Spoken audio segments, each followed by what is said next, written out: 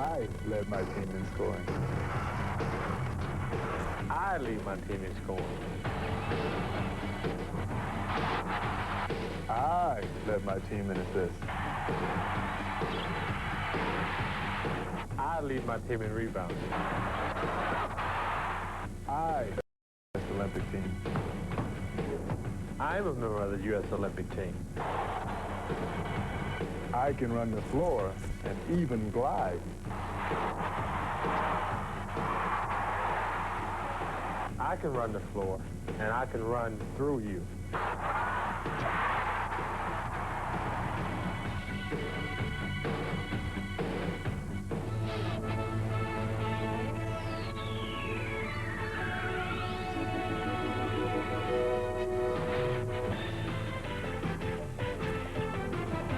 This is the NBA on NBC.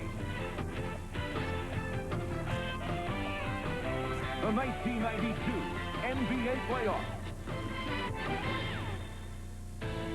Tonight, Game 5 of the Western Conference Finals between the Utah Jazz and the Portland Trail Blazers.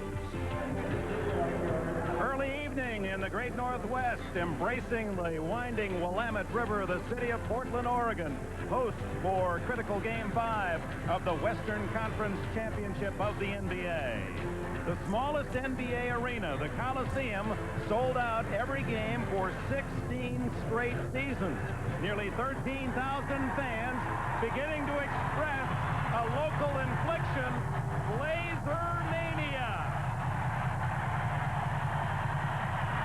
Hello, everyone. I'm Dick Enberg. Welcome to Portland, Oregon, and NBC's primetime coverage of the NBA playoffs. Games tomorrow, Thursday, and Friday night. It'll be Cleveland and Chicago in the East that winter to meet the winner of Portland and Utah. Here's how this series has developed. Portland won the first two games here in Portland. They knocked out Utah early. The Jazz never in those games. The scene switches to Salt Lake City for games 3 and 4. Utah wins, but Portland was in the game in the fourth quarter late. Both those games, the score doesn't reflect how competitive they were. Let's go back to Game 4 in Salt Lake. Portland All-Star Clyde Drexler, one of the Blazers, ticketed with technical fouls. He symbolized the Portland emotion, Portland frustration. Drexler's second tee resulted in a game dismissal and some critical press. Drexler's the team captain, and in our visit, he appealed his case. I think we got to leave those guys alone and let them do their job. But at the same time, they've got to give us the same respect they give the other teams. And as far as being whiners, I think we're not perfect. We make mistakes. We whine. But every team you look at does the same thing. So you can't single one team out and say they're a bunch of whiners when the other team is doing exactly the same thing, if not much more. Well, the only thing perfect and not whining in the NBA is a coach or an ex-coach. Cotton Fitzsimmons, 19 years in the NBA with the Phoenix Suns. Most recently, he will join us along with Steve Jones, 9 years, a professional basketball star. You live here in Portland. You have to deal with the press and the players. Is this team unduly emotional? They're not unduly emotional. It is an emotional team. But the biggest rap against them is they're too good to complain as much as they do. This is near a championship team. Bad team. They are the ones that complain. Good team, you shut your mouth, you play the game. Portland, they tasted that champagne a couple of years ago. It's gone flat. They now want to get back to the championship round. They know they've got to leave the officials alone, maintain their focus. Yeah, and they know, and it's being written around the country, that they can't come up with 5 technical fouls every game and still flirt with a championship. To a man, they know they lost their poise in Game 4. They hope not to repeat it the rest of this way. All right, Cotton Fitzsimmons, for Utah, the problem is how can they win in Portland? They've lost 8 straight times here, and how, if you were coaching the Jazz, would you see a chance for them to pick up a road win? Well, first of all, their big three, Jeff Malone, Karl Malone, and John Stockton. They can't have average games. They must have a super game in this building and get a little help from their friends. John Stockton and Karl Malone, you like that two-man game they play? Well, anytime you want to free Stockton, just send Malone over to set a pick on him, where you can see now Malone moving over, setting the pick, And Buck Williams will have to jump out and try to help on John Stockton so that he cannot get to the middle. Buck didn't come out very aggressive in Game 4. Stockton got in there, and that's how he's going to get some help from his friends. Well, Cotton, you've always said get the ball in the middle and good things happen. We're set to go. Game 5, it's boiled down to best 2 out of 3. The mailman, Karl Malone, leading Utah. The all-star Clyde Drexler heads that Portland fast break. The winner of this series goes to the NBA Finals.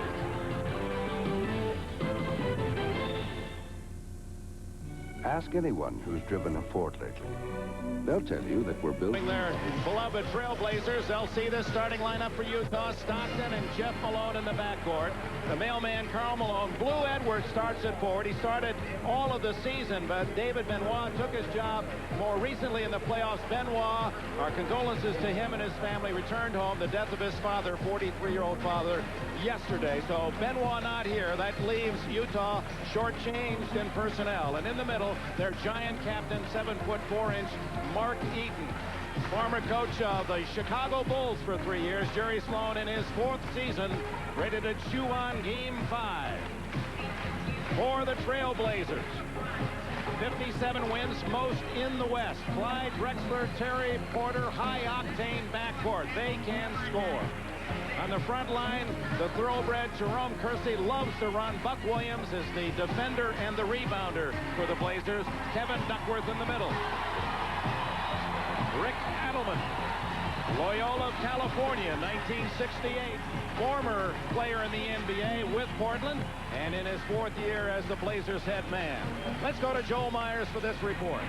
Dick, the new addition to the Jazz starting lineup, is no stranger to the starting 5. Blue Edwards started every game during the regular season, also started the first round of the playoffs against the Los Angeles Clippers. But Jerry Sloan decided to go with David Benoit once they got to the Supersonic series. Well, Blue said he not only lost his job, but he lost his confidence. He has it back now, though, after going 7 for 12 in Game 4. And Jerry Sloan told me it's going to pay dividends for him down the road. Jerry said it's the first time he's ever come off the bench in his career, and it may have been painful for Blue, but he's already grown by the experience. Unfortunately, though, now for Jerry and the Jazz, without David Benoit, they're down to a 7-man rotation. Dick? All right, Joel and Cotton, where will that hurt Utah most? Well, it takes a weapon away from Jerry Sloan, especially when we see Cliff Robinson come in, because they need a taller man to guard him. And Benoit, a leaper at 6'8", 6'9", at home in Lafayette, Louisiana. Underway Game 5 in the den of the Coliseum in Portland. These two teams play before crowds that'll match any collegiate university basketball audience in the nation. Kersey, a little long for his range, and while he's been hitting that first jumper in this series, it rattles out, and it's John Stockton the other way in purple for the Jazz. Terry Porter picks him up. That'll be a great match both ends. Edwards takes it to the hole. Rebound, Buck Williams averaged nearly 10 a game on the regular season. Porter and Kersey around Eaton, and almost stolen by Stockton. Kersey scores. And that is the tenacity of Jerome Kersey. He lost control of the basketball, but stayed after it, and the Utah Jazz are going to have to match that in Blue Edwards.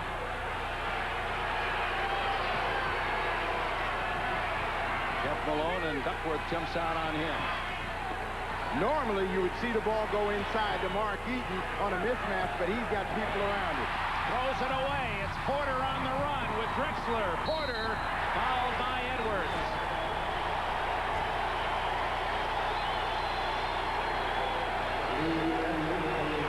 The Blazers punish you when you turn it over. Let's look at the officials. You scout them closely, Cotton. Give us a one-liner. Well, that's Dan Crawford, a young official, not afraid to make the call. I think he'll let the guys play tonight. We'll get the other two after this shot by Porter, who's had a tremendous series. Paul Mahalik, a veteran official, been in this position before. Again, another official that will let him play. Jake O'Donnell, the crew chief in his 25th year, is the third, and he is the key man with a whistle. 4-0 on Porter's free throws. Well, anytime Jake walks in the building and you're a coach and you're on the road, you smile because you think you're going to get a legitimate chance to win the game. And he won't listen to the crowd, the home crowd. He won't listen to anybody. Blue Edwards way off the mark. Eaton saves it for a second chance Utah. Jeff Malone puts The Jazz on the board at 4-2. Important bucket because they need to score early. Now, Portland said they were going to go through Drexler. That's something that they hadn't done in games 3 and 4, and we'll see how successful they are. Turnover. Duckworth, his pass picked off by Jeff Malone. Drexler back, Malone on the run, and it's tied at 4. In the first 2 games of the series here in Portland, the Jazz just blown out early. The game was over well before the half. Clyde Drexler's first shot down the bottom of the well. Well, you called it, Steve. They're going to go through Drexler because he felt like he didn't get the ball the last game. The real key is right here. This matchup between Porter and Stockton. Porter forces a turnover. Stockton thought he was fouled. Buck Williams scores at the other end. And the Blazer lead is 4. 2 of them on turnovers. 4 of the 8 points, 2 baskets on the turnover. Here comes Porter. Only Eaton to beat, and he'll slow it up. No company. 3-pointer. 2 Trailblazers knocked that ball away from each other, but what Portland is intent on doing early is establishing an up-tempo game. They want the Jazz up and down. They don't want to allow them to get into this half-court set, which can be dominated by the Malone. Nice pass by Malone to Edwards. His shot blocked and has to take it back out. New 24-second clock. Malone playing outside. Buck Williams says, I'll give you all you can eat out there, and that one tasted pretty good. That's game 4. That's exactly what he did, and Buck told us yesterday he's got to hit that shot. He certainly did. Duckworth. Williams gets the offensive rebound. Duckworth and Eaton. Drexler, it doesn't fall, and Edwards for Utah the other way.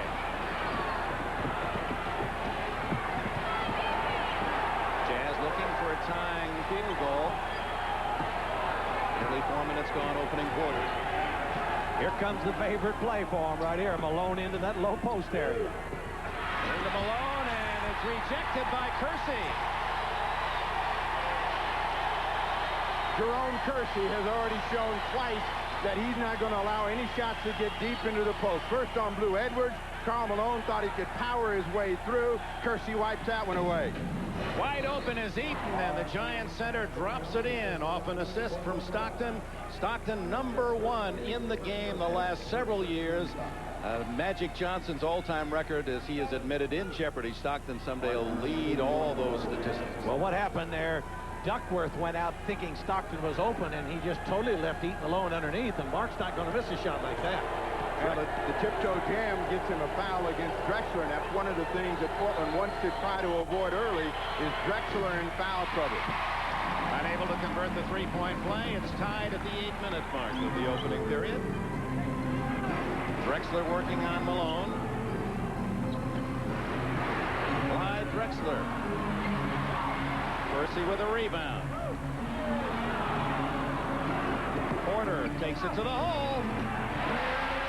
Right around Eaton. 4 points for Terry Porter. And Porter looked at Jake O'Donnell and says, I want a foul, but Jake told him to go to the other end. Porter averaging 28.5 points in the series. And notice how they're making Stockton back up and pick up the ball. That really takes Utah out of the position they'd like to be. Malone. Kersey with a rebound. They like to take it into the offensive end in a hurry, and a foul by Stockton. He nods yes to Jake O'Donnell, who called it. When you can force John Stockton backwards, and that's what Buck Williams does. Now see how far he's out. Now he has to pick up the ball. That stretches the offensive scheme for the Utah Jazz. They come out with a poor effort. Duckworth and Eaton. Kevin Duckworth's first basket, and Portland leads by 4. What the Jazz don't want to see happen, Cotton, is to get down early. They're not a team that can come from behind on the road very well, so they got to stay close early. Illegal defense. They caught them with the illegal defense. They started it with their favorite two-man game, and they spread the floor out, and it cost them an illegal defense. 6:45 left in the opening quarter. Utah ball when we return. Up auto mechanics. We ask him if he can still handle that wrench, fix the old automobile. Fortunately, when I was an auto mechanic, that was before electronic ignition, and you know, now I think you have to be pretty much an electrical engineer to be able to fix anything. But anything before about 1975, I can take care of. He met his wife, Marcy, who was working in an auto parts store. She said, I don't know what I've done to her. She didn't know that my life would be a professional basketball player. She still thinks she married an auto mechanic. Well, Cotton, you as a coach have searched under a lot of things for players. You ever been under a car? No, and I guarantee if I was under, you couldn't see me, but if he's under, you're still going to see. 12-8, Portland leads. 6:40 left in the opening quarter. Here they run Stockton out away from that two-man game. Edwards deep for the soft hook. Drexler rebounds, and here come the Blazers. Every Blazer starter has scored. Some of the Trailblazers are passing up shots that they could make to get more movement. Now they're going against the clock. Duckworth. Duckworth with 4. Portland leads by a half dozen. Well, Rick Adelman indicated that he wanted better ball movement in this game. All right, you bring up that thought about ball movement, but how critical is it? When you got a shot, you got to take it, right? Well, I think in most cases you got to take it, but if your ball club is strictly playing one-on-one and they're not moving the ball and moving themselves, I think you'll find yourself in trouble. Duckworth's first foul. Tyrone Corbin comes in for Utah. Now look at Stockton being ran way out in the court. They're going to say, Blue Edwards, you beat us. But they're doing a better job right now of making Stockton back up. But when he has to pick up that ball, that's when you really have a chance to control him. That time, a quick spurt in by Terry Porter and the whistle. Well, it was the first time that John Stockton got to the middle without Buck Williams being there. Porter's first foul. Ty Corbin, 23, seeing his first duty for the Jazz. Karl Malone handcuffed by that quick pass from Stockton. He has perhaps as good a set of hands as anyone in the game. That's a rarity to see him up one. 14-8, Portland on the attack.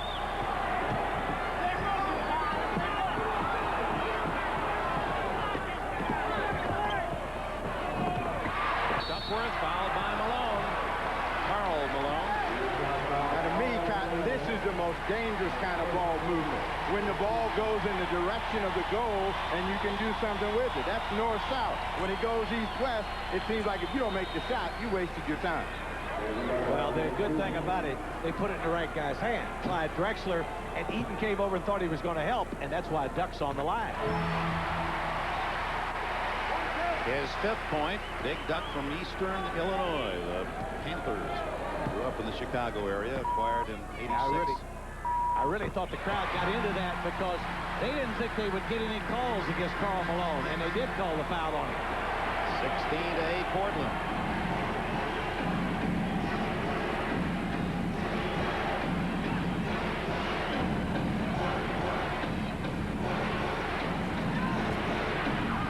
Jeff Malone can't connect. It's batted out by Eaton right to Porter. Drexler on the run. Yes, sir. It's a 10-point game. Timeout. Jerry Sloan and the Jazz.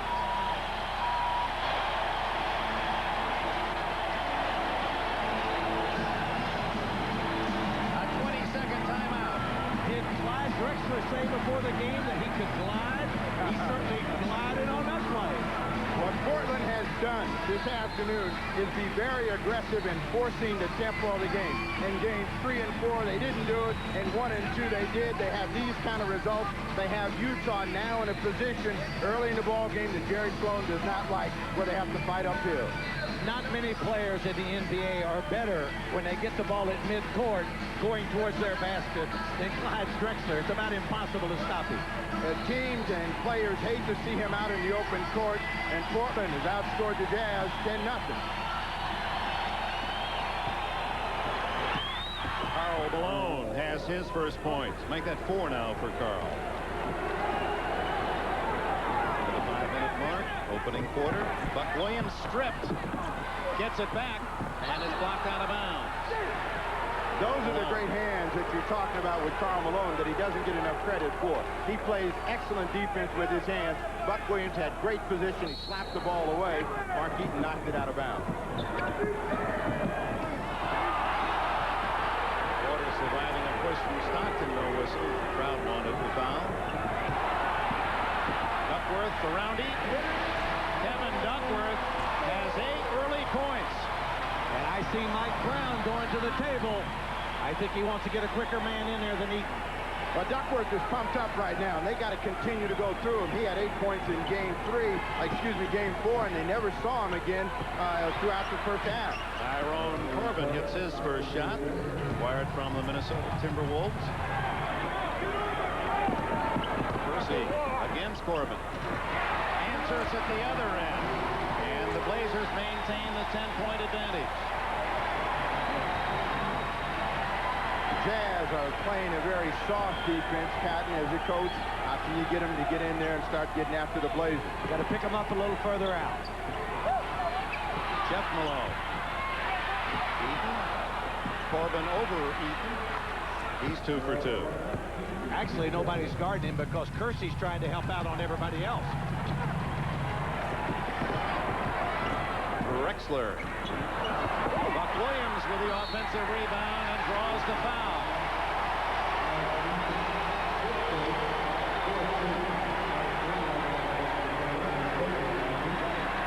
When Portland is right, they do this better than anybody in the NBA, and that's offensive rebound. They will just wear you down on the glass. Eaton not happy with this position. And it's interesting that the Jazz won the second chance points in game 4, and that's probably what was the difference in the game. Williams with 5 rebounds already, 2 of those on the offensive end. Has his 3rd point. Cliff Robinson, and this is a talented young man from the University of Connecticut at 6'10" that should cause deep problems matching up for Utah. Especially with Benoit home for his father's funeral. Robinson replaces Jerome Kersey.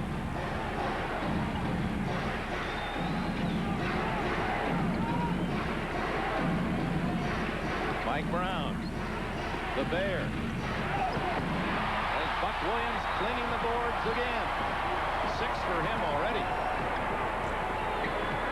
Still no 3-point shots for the Blazers, who were 2nd in most attempts in the league this year and have been burning them up in the playoffs. Duckworth, he leads them all with 10 points. He's been averaging only 11.5 in the playoffs. They haven't been able to stop Duckworth. Timeout, Utah.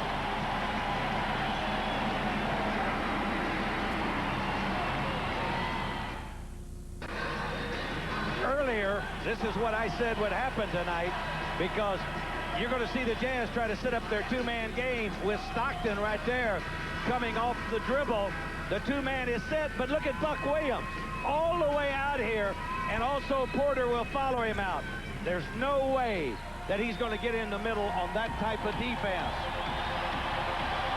Trailblazers turning up their defense a notch with Buck Williams spearheading that. He's been assigned Karl Malone, an unenviable task, but perhaps plays the mailman as well as anyone in the league. He does a great job of bodying him, trying to keep him off the blocks, but if you don't have pressure on John Stockton, no one's going to hold him out of that position. Buck understands that. Corbin inside to Karl Malone, can't hit the layup. Corbin saves. Drexler gets him from behind. Jump ball. Nice block by Clyde Drexler. Corbin didn't realize he was just waiting for him to lift up for the shot. Corbin thought he had a clean look, and you can see that Drexler is clearly on top with Cliff Robinson intimidating in front. Corbin wins the tap, and then Malone is fouled. Cliff Robinson's first.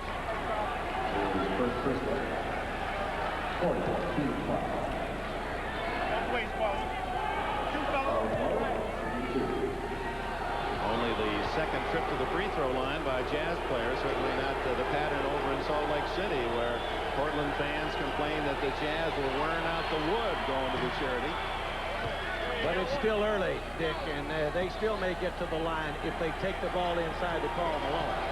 When Malone could get there blindfolded, he had more than 200 more free throw attempts than any other player in the league. You'd think Michael Jordan would be there way ahead of Michael and the rest of the league. 10-point lead, Portland. Down to 2.5 minutes in the opening quarter.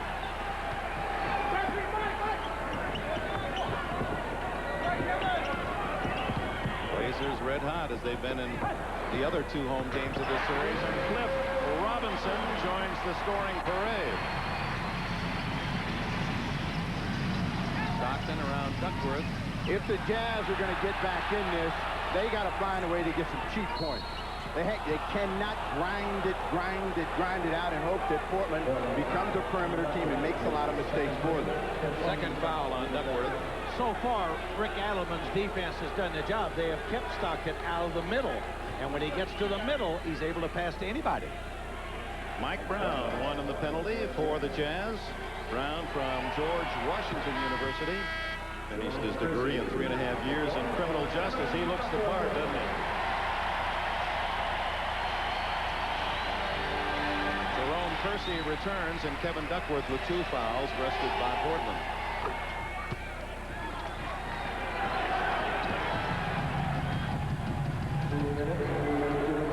Final 2 minutes. Number 1, Stockton, who led the league in steals, averaging nearly 3 a game, as his first tonight. Edwards back in for Utah. Carl goes to work on Cliff Robinson and hits the turnaround jumper. 8 points for the mailman. 8 points to lead Portland. Drexler, one all-star, answering another. When Drexler's down deep, he can overpower Blue Edwards and Jeff Malone, so they've got to keep him out of that position. Illegal defense, and that'll cost Portland a technical foul. They're warning once, and then the second and ensuing illegal defenses. Technical foul, 1 shot, and the ball. Terry Porter caught covering an area.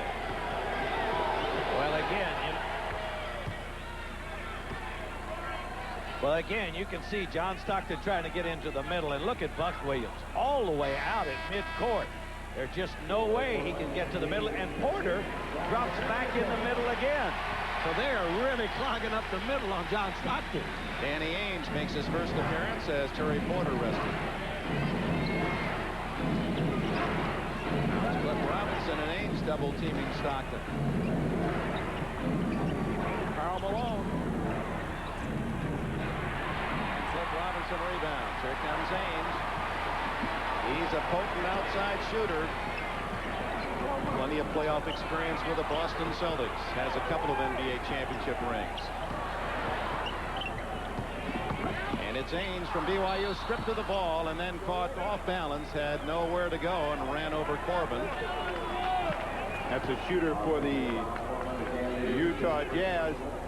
Ainge coming hard to the hoop, lost control of the ball and continued on with his drive. It was Stockton, another steal for him. Well, he's tough. You got to watch Stockton. Anytime you go by Stockton, it's not over yet. He's gonna reach around and try to deflect the basketball. Smallest man on the court at 6'1" from Gonzaga University in Spokane. But pound for pound, many would say as tough as anyone in the league. He is tenacious. Now, that conversation right there, Stockton is working something for later on. Hits Paul Mihalik, and it looks like a friendly conversation, but something is being set up here by John Stockton. Yeah, he wants the call. I don't know whether Danny Ainge is holding him or what he's doing, but he wants a call later on. You're absolutely right, Steve. Final minute, opening quarter, Trailblazers by 8. Drexler around Edwards to Duck. Oh, that first step by Drexler, so deceptive.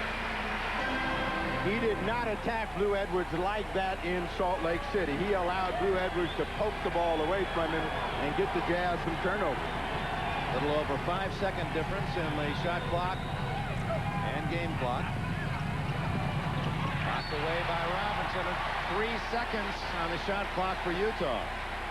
In Salt Lake City, Blue Edwards is able to get up and tap at the ball. This time, Drexler goes baseline away from the traffic and a thundering effort on the baseline. Stockton's first shot of the game, blocked by Robinson.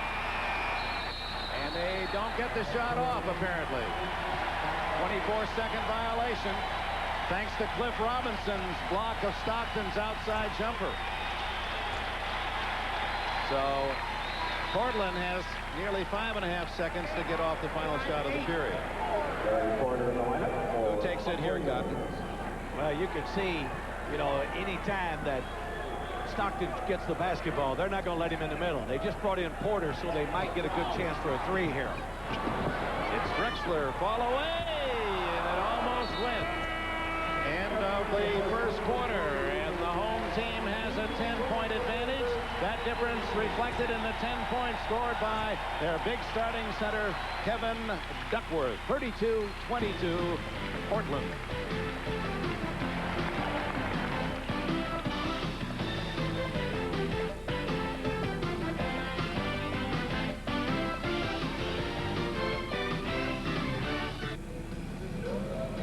Utah, Portland, 2 games each.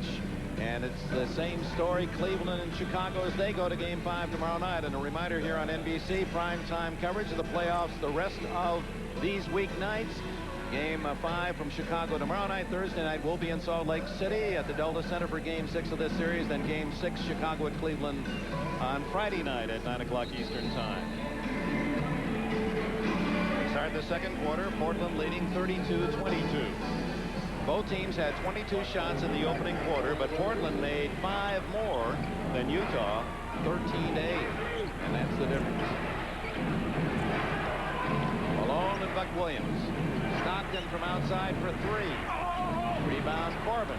Tries to take it back up. No whistle, and Ames comes out of the pack with it.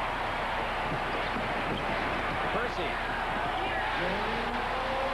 He loves to run the floor, and it's beautiful to watch him. He's the perfect basketball athlete. He's a great compliment to what Portland likes to do in the open court, because he'll block a shot or make a hustle play, fill the lane, and get a chance to finish. Tyrone Corbin has to get it up on the glass in a hurry. Kersey was ready to fly swat it away. And one of the few times that Stockton's able to get down the lane. If he's going to get down the lane, though, he's going to get down there against Danny Ainge. He's quicker.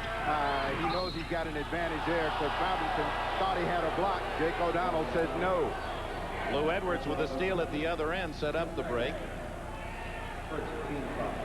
Well, you can see Stockton there hesitates. Now he goes back the other way against Ames, dishes it off to Ty Corbin for the easy 2. You had Tyrone Corbin, but let him go. Yeah, I'm pretty dumb director of player personnel, let me tell you that right now. One of the best offensive rebounders in the game, and probably the biggest mistake that I have made since I went to Phoenix. And a terrific team player as well. Well, he's just blended in so well. He came over there for Thurl Bailey, who's a very popular player, but they forgot about Thurl real quick as soon as Ty came in and started doing his job. You saw Corbin averaging 8 points a game in the playoffs, has 9 already tonight. Drexler and Edwards. Robinson over Karl Malone. And another offensive rebound. This time it's Percy giving the Blazers a second chance, and Ames for 3. Danny Ames, and that ties him for the number 2 spot for treys in playoff history. Michael Cooper of the Lakers, the all-time shooter from long range.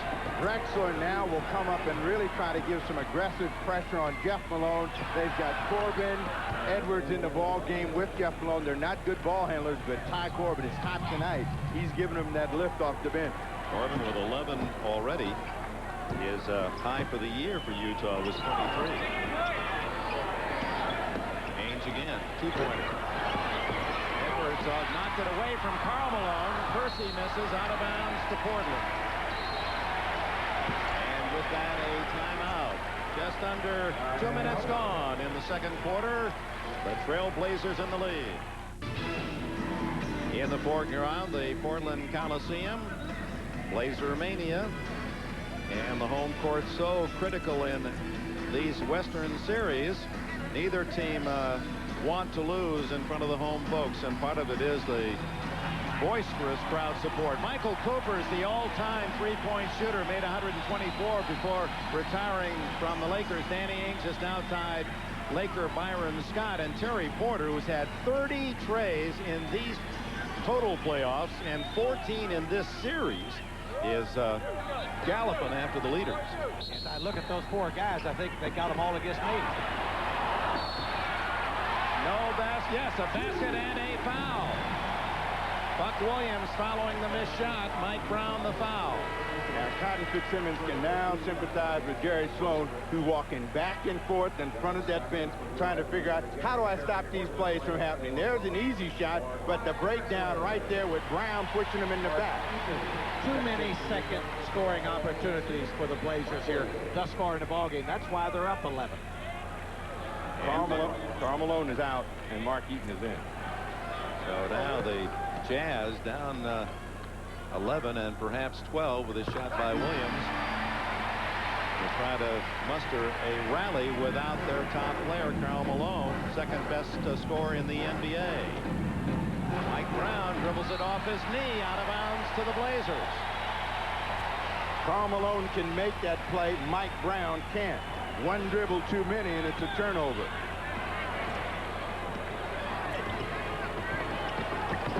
Ainge inside, sets up Robinson. Robinson runs into the man from the Wasatch Mountains, Mark Eaton. Jeff Malone. Ripped down by Jerome Kersey. Terry Porter checking the floor as he moves into the offensive end. Ainge for two. Right to Eaton. Portland by 12. Malone hits that one. Jeff Malone with 6. And Stockton with another assist. 5 for Stockton.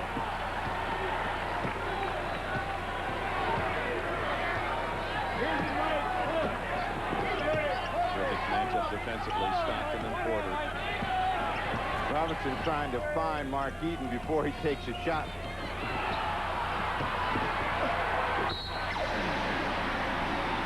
Jerome Kersey with a basket, Eaton with a foul. Well, you see Porter driving here. Eaton stepped up, blocked him, and Porter did the right thing. He dished it off. The play before, Cliff Robinson tried to shoot it and just barely got it out of his hands for a turnover. So Porter says, okay, if you're going to step up, somebody's open. He found Kersey on the baseline, a chance to get a three-point play. What that last replay showed is that if you can move Mark Eaton, you can get a foul against him. They moved him. He couldn't react quickly enough, and that's when Kersey ended up with a foul and a chance for the three-point play. And a 13-point lead, the biggest for the Blazers in the half. Kersey now with 8 points and 5 rebounds. Duckworth back in, and Buck Williams is out. So Karl Malone on the bench. Adelman says, let's put Duckworth in there. Ooh. Whistle in the foul. As offensive foul against Ty Corbin. Out of control. He was trying to get to the hoop. His first. Against the shot clock, Ty Corbin coming hard. Danny Ainge steps in the lane. On top of it, the ball slapped away anyway, and he picks up the personal foul. A veteran player like Ainge knows he can't block the shot, so what's he going to do? Get in front so he can get the ball back. Karl Malone brings his talent back on the court. 8 points, 3 rebounds, but it's been a different story. Malone in Portland in the series, and Karl's scoring productivity in Salt Lake City. Robinson. And a foul. That'll be the third if it's on Eaton. It is. Eaton picks up the third personal foul, but Cliff Robinson, if he's going to be successful in completing these plays and getting to the line, is going to have to go up and not away from the hoop. You got to go around Mark Eaton. Take that one extra dribble and go around him. He's not mobile enough to block your shot if you go around him. You go into him, and you're going to get hurt. We pointed that out. Cliff Robinson buries that free throw. He ran to make sure that the ref know I'm talking to myself. Now don't get on me now. Mike Brown pulls it down for Utah, trailing by 14. This has been the pattern for the Jazz here in Portland. Tyrone Corbin, a pretty assist from Stockton, and Corbin now with 13. Blazers felt they had a chance to win both games in Salt Lake City, and indeed in the fourth quarter, kickball against the Blazers after the steal by Stockton. Robinson kicked it. Again, John Stockton making the pass. Cliff Robinson came up for some reason and left him wide open underneath. He thought he was going to come up and set that back straight.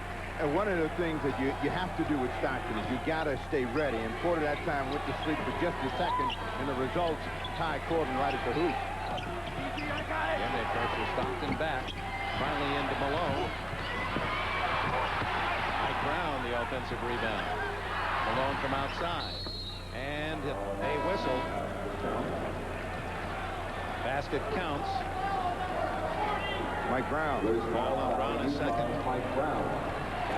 Basket does count, and it's a 10-point lead once again.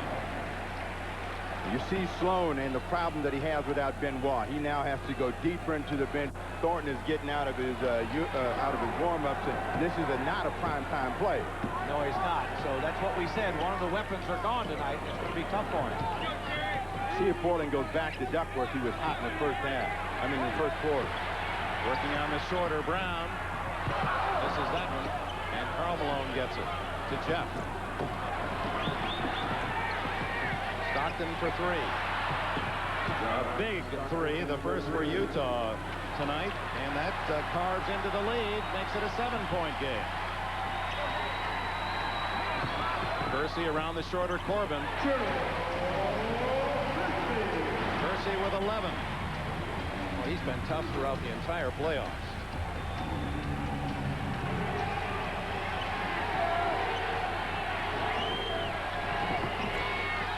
Malone likes to work the baseline.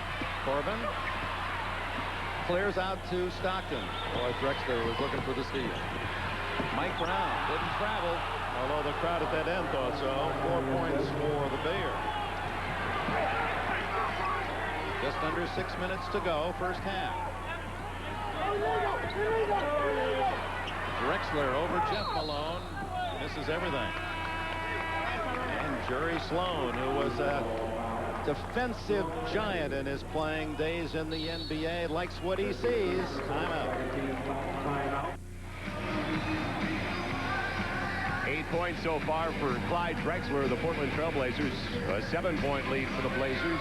A little less than 6 minutes left in the first half. And welcome back to the Coliseum once again. I'm Joel Myers, and alongside Gaynell Drexler, Mrs. Clyde Drexler. What was it like the last couple of weeks? Just a couple of weeks ago, Clyde was named to the U.S. Olympic team. What was it like around the household leading up to that selection process? Leading up to the selection, it was just very low-key. Clyde and I really did not concentrate that much on the selection process. We were just sort of told that it would take some time around the middle of May to make the announcement. So we were just very calm and waited for the announcement. And then we were just very excited. Now the playoffs are here. Can you sense a difference in your husband during playoff time? Absolutely. I think that any NBA family that makes it this far in the playoffs definitely experiences a good deal of stress and anxiety. It's a very exciting yet frustrating moment. Thank you for the time. Dick? Thank you, Joel. And it's Tyrone Corbin with 15. And once a Portland 14-point lead has been knocked down to 5 with 5:20 to go in the half. Portland has been out on the perimeter, and that's allowed the Jazz to get back in. It's trying to get Duckworth free. Percy from outside. And a push-off. Might be Drexler. No. It was Buck Williams, not Clyde. Mrs. Gaynell Drexler, an attorney and involved in the ballet company here in Portland. And, well, it's a great acting job by Karl Malone as he just threw himself backward, got the whistle. How do those big guys fall so easily? Ball is kicked to Utah. just said that Danny Ainge was the best. Give me one more shot of that, and we're going to put Malone for the offense. Come on down a little bit. Give yourself one. There we go. 46-41, the Trailblazers lead. Seemed very much in command with a 14-point lead at the 8-minute mark of this second quarter. Stockton, that would have really pulled the Jazz close. Karl Malone deflects it to Corbin. It's Stockton 3-on-3. Corbin, 2 more? Yes, 46-43. Tyrone Corbin, a brilliant 17-point first half. Corbin has been the spark plug that they have been looking for to keep him in the ball game. And now Portland, who is doing it with the defense and had good high percentage shots, has to carve it out all over again. Duckworth working on Bob Thornton. And he travels. Thornton, who's just in the game and being used, he was only in first two games here in Portland. That was when the game was well decided late. Scored 5 points in game 1, 2. In game 2, he went to UC Irvine, picked up late in the year by Utah. 13-2 run for the Jazz. It's Corbin with a hot hand. And Duckworth collects for Portland. Here come the Blazers. 3-point lead. Deflected out of bounds by Corbin on the defensive end. Anytime you're going to help out on John Stockton and help out on Karl Malone, somebody has to be open. It happens to be Ty Corbin, and he's hitting him. Terry Porter. Porter, who's been quiet, has 8 points now. Portland had been doing a good job of having John Stockton back up. He's now got a rhythm where he's going forward, and the defense is going to have to readjust. Jeff Malone not there. Buck Williams has another rebound. Karl Malone knocks it out of bounds. It was intended for Clyde Drexler.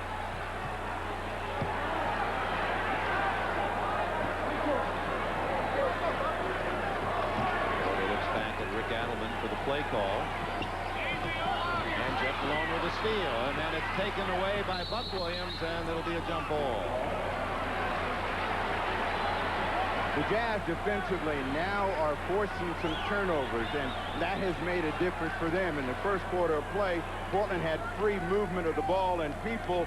Jeff Malone steps in, gets the ball away from Drexler. Buck Williams comes back to tie him up. Williams at 6'8", 3 inches taller, and easily controls the tap. Corbin on Kersey. Porter hits 2 in a row. So the Jazz pull within 3, and then Porter hits back-to-back baskets, and the Jazz call time. 5:3:09 left in the opening half. All right, Bob, so Doug Moe goes back to Philadelphia. Does that surprise you, Cotton? It really does. It surprised me. I thought they were going to keep Jimmy lineup, so I guess we're going to see a running Philadelphia team for a change. And we're also going to see somebody that can deal with Charles Barkley. John Stockton to Jeff Malone. 50-45, Portland. Just under 3 minutes to go. Tyrone Corbin has kept the Jazz in this first half with 17 points and 3 rebounds. 7 for 9 shooting for Corbin. Out of DePaul, drafted in '85 by San Antonio. And with a small lineup in, Portland ought to be thinking go to the basket. We haven't seen much of it. Stockton knocks that one away. Stockton, as you said before, Cotton, he loves to play defense on all 5 in, not just his own. And that's what really frustrates the other team, because every time you think you're open, you look up and the little guys around knocking the basketball away. 4 on the shot clock. Lob to Drexler. Oh, look at that Kersey fly. And a foul. No shot.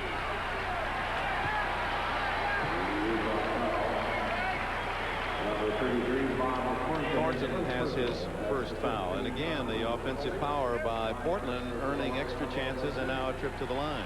That play started with Drexler's strength against Jeff Malone, and then the ball popped out after a Kersey attempted dunk right back to Clyde Drexler. Drexler's 9th point, first from the line.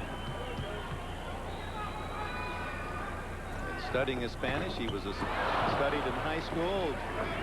Worked constantly through the years. Maybe knew a long time ago Barcelona was in his future.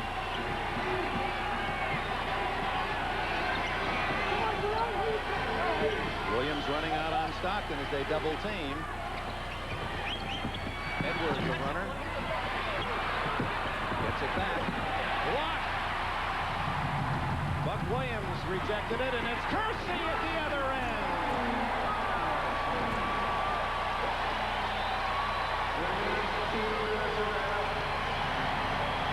Laser lead back to 8. And you have to give Buck Williams a big assist on getting that play for Portland, because he's the guy that forced Stockton backwards.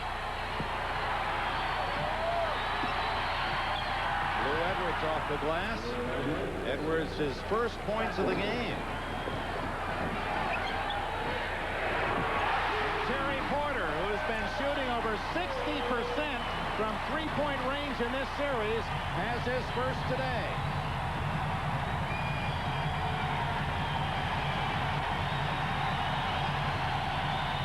Brings the crowd into the game, and Buck Williams with a rebound and a 2-on-1 break. Drexler on the go. Kersey again. Oh, how he can finish. Jerome Kersey.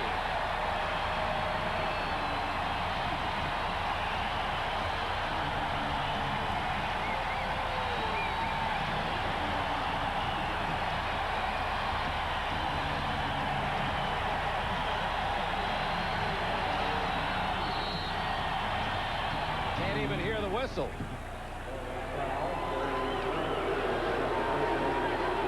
Aggressive defensive effort by the Trailblazers, and when they can force a team to make a mistake, and they have numbers, and two of the guys that are the best in getting out on the floor, Drexler and Kersey. Kersey, a thundering effort that time. Boy, he runs like a quarter-miler. The foul was on Porter. Stockton trying to set up Thornton, and another Portland foul. It's Kersey with a foul. And again, we're going to see it in the same type of play again, and Kersey does it again. The crowd was waiting for that. They've been waiting for it. And to be honest with you, Dick, it seems like I've been here before. How does it feel? It feels better over here than it did over where Jerry Sloan happens to be. Stockton already double figures in assists, and now with 7 points.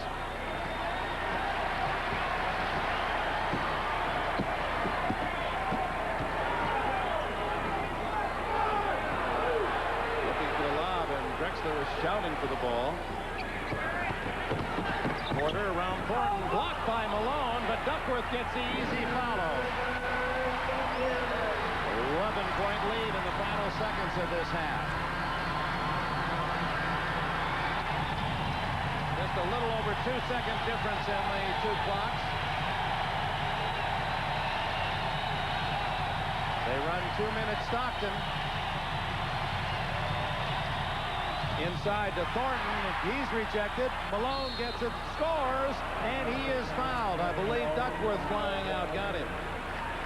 And if so, that's his third. Well, that's a big goal for Utah. As you're going to see here, a super goal for them, because as you go into halftime, the Blazers have owned this last 2.5 minutes. That bucket is going to play big in the Utah Jazz mind, because here's a chance to cut it back when it looked like they could have got blown out. Certainly they were headed for double digits before the intermission. And now they're down 8. 3-point play by Jeff Malone. Final shot for Portland. Drexler takes it coast to coast, loses the ball. Boy, was he going by here. He created a small gale, and Stockton hit, I believe, in the face somehow during that streak down court by the Blazers' Drexler. And he went down as if somebody hit him with a hammer.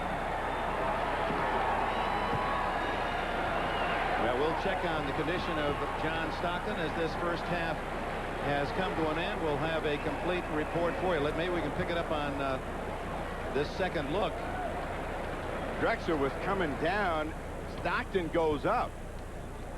Caught a hand right across the cheek. Might have been in the eye then.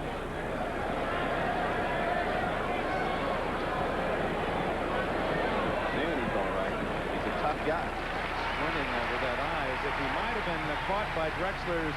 Yeah, right there. Poked him in the eye. Appeared in the right eye, and holding that right eye shut, Stockton leaves the court. You'll see it here. Watch the right side of the face of Stockton. Right there, just as Drexler went by. Obviously no intent, and now without John Stockton, the Utah Jazz would not be nearly the same team. We'll get a full report for you from Joel Myers at halftime. So it is 60-52 at the intermission. We'll be joining Bob Costas and Quinn Buckner for the Prudential halftime report after these messages. First posted in the first 24 minutes. The home team Blazers out shooting Utah 55-44%. Tyrone Corbin 17 points off the bench, keeping the Jazz in the game. 7 blocked shots, 3 by Kersey to lead Portland. Karl Malone only 8 shots, and there's Delaney Rudd, the third-year man out of Wake Forest. Rudd takes the spot of John Stockton. He's just seen limited duty in the playoffs in only 8 games, scored a total of 17 points in the entire playoffs of '92. Dick Cotton can relate to losing his star guard. He lost him against the Trailblazers, and Kevin Johnson hamstring pull changed the whole complexion of the game. It really will change the complexion of this game. Somebody's going to have to really pick up a lot for him. Probably that guy. Karl Malone, who was 4 for 8 in the first half, at a total of 10 points. Corbin led Utah with 17. Kersey with 15 tops for the Blazers. Duckworth chipping in with 12. Kersey, 2 more. He has been sensational throughout the postseason tournament. You would doubt that it would happen, but what could help the Jazz is that the Trailblazers defense now loses its aggressiveness, becomes a little bit more passive, allows the Jazz to move the ball, get some sort of offensive rhythm going.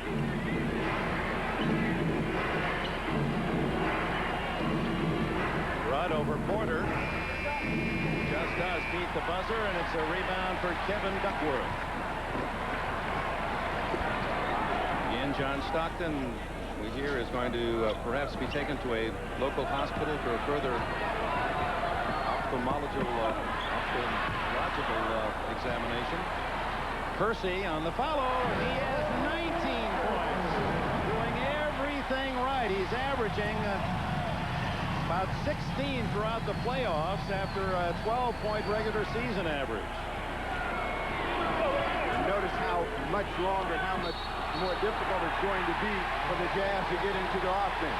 Yeah, I think we're going to see just what we did then. A lot of one-on-one basketball, which they don't like to do. Look, Malone trying to take Buck. Buck stays right in front. It is a charge with the shoulder.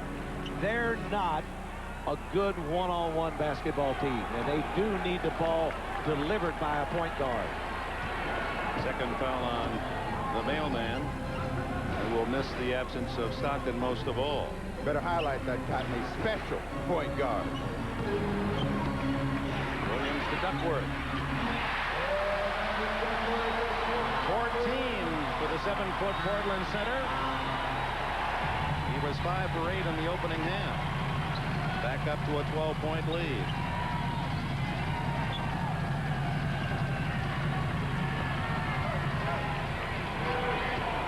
Lou Edwards to Eden, who rarely scores. 4 on the shot clock.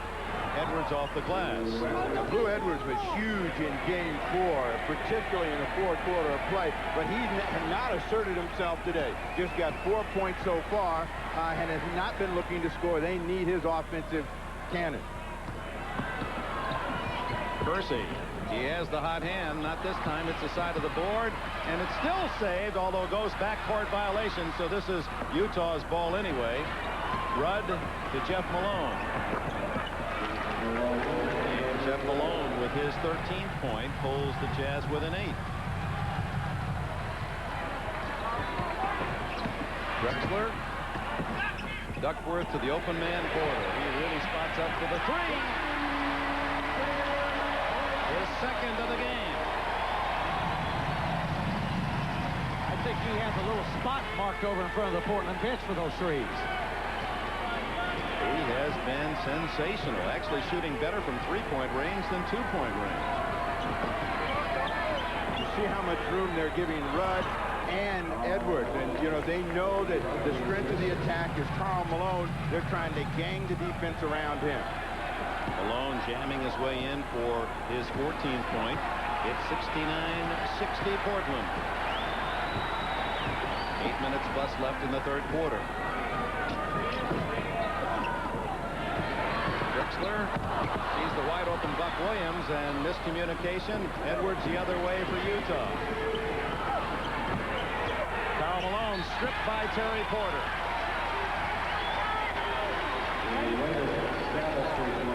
Here's the mailman doing his diesel work. Well, this time he gets that good deep position with a great entry pass. And anytime he gets it that deep, Buck Williams did the right thing. Bail out, don't compound the situation by getting him to the line.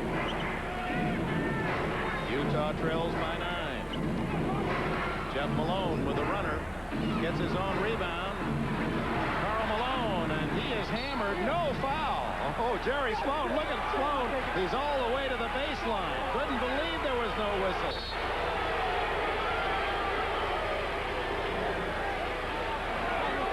It's a little different. They always appeal to the official that makes the call, and then they find the guy that will listen the most, and he says, Jay, you know, there's got to be something happening here. Karl Malone right at the rim. Drexler got him across the wrist. No whistle. No, they doubled and knocked him down to the floor. He wasn't acting that time. Karl Malone pulls up. You're a big guy and all that muscle. He certainly has a nice touch from about 15 in. And he's going to have to take that shot because he's not going to get underneath there without Stockton feeding. Buck Williams. Jeff Malone couldn't get the rebound. Duckworth picks up the garbage. 16 for Duckworth. Remember, the Jazz already a man shy at the start of the game. David Benoit, the rookie, jumping Jack Malone. And hit that one home for his father's funeral. And now John Stockton lost after being hit in the eye at the end of the first half. Percy. And a reach-in foul against the Jazz. Timeout, 6:50 left in the third period.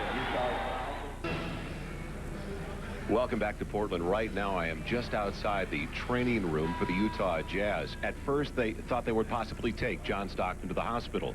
But just a couple of minutes ago, John Stockton said he wants to go back into the game, believe it or not. Right now, the team internist, Dr. Russell Shields, is throwing objects to Stockton from just a few feet away to check his reaction time. And, of course, the vision he was talking about earlier, that was double vision. Dick? All right, Joel. Delaney Rudd replaces Stockton up. His eyes may not be 100%, but you know Stockton's heart is more than that. And if he can see out of one of them, he wants to play. And he knows how important he is to the success of the Utah Jazz, and he wants to come out and try to give them any kind of effort since they're in a competitive position right now. Tyrone Corbin is back in for Utah, replacing Blue Edwards. Corbin, the big spark off the bench in the first half. Drexler spots for 3. Eaton with the rebound. The Jazz trail by 9. 5 rebounds now for the big center of the Jazz, Eaton.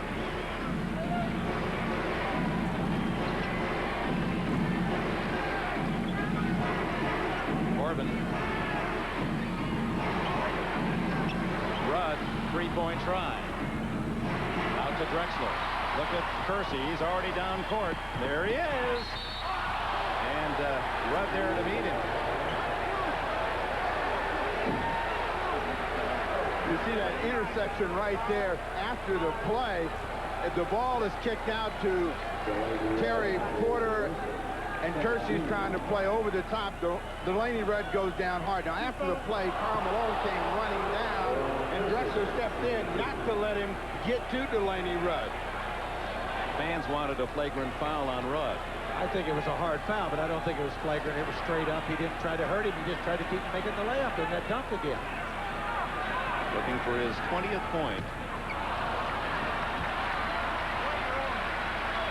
And this is the only place where Kersey hurts the Trailblazers in this game. The free throw line, he has been outstanding in all other phases of the game, but he has struggled at the line, and we saw evidence of that in the closing moments of Game 4. 69% coming into the game in this series for Kersey from the stripe. So he misses 2. Malone behind a pick. Jeff Malone, 15 for him. The Jazz are really hanging tough without John Stockton.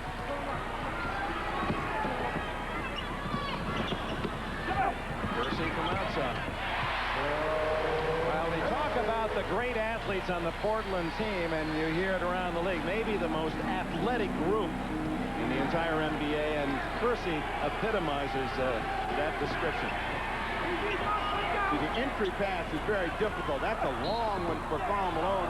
Drexler picked up the foul, but that's a tough pass to make from almost midcourt. Ty Corbett laid it in, but you're not going to get a high percentage of these to go. They cover him down on the box.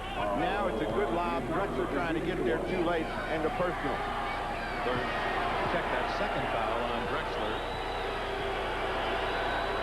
Mailman trying to convert the three-point play and pull the Jazz within 6.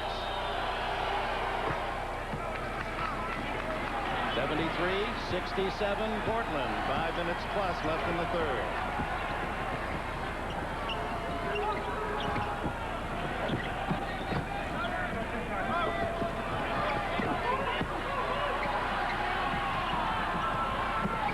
Shot clock. Taken away by Rudd to Jeff Malone. Here comes Kersey. What a play! And Malone gets the goal anyway, but Kersey with the block, his 4th of the game.